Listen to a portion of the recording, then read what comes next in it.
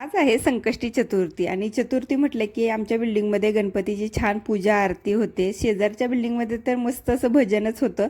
आजचा मेनू होता शेवयाची खीर आणि तुमच्यासोबत शेअर करूया कारण मी थोडीशी वेगळ्या पद्धतीने करते. तर मी इथे विकत मिळतात ज्या खिरीच्या शेवया आहेत त्या मी घेतलेल्या आहेत. बारीक त्याचे पीस करून घेतलेले आहेत. तुपामध्ये हे मी परतून घेते. त्यामध्येच मी ड्रायफ्रूट्ससुद्धा परतून घेणार आहे आणि तोपर्यंत आपण पाणी आणि साखर गरम करायला ठेवूया. ते उकळेपर्यंत आपले शेवया होतील.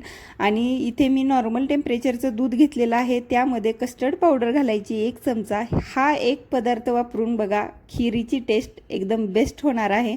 आता पाणी गरम झालं आहे. यामध्ये शेवया आणि दूध घालून घेऊया आणि 10 मिनटं उकळून घ्यायचं आहे. आपली खीर रेडी होईल. आजचा हा असा मेनू होता, खीर, वाटाण्याची आमटी, चपाती.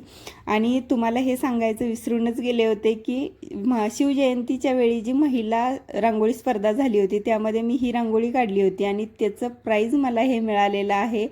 इतकी बेस्ट फ्रेम मिळालेली आहे. स्वामी माझ्या घरामध्ये आलेले आहेत आणि मला असं वाटलं की जी मेहनत करतो त्याचं नक्कीच एक दिवस आपल्याला फळ मिळतंच.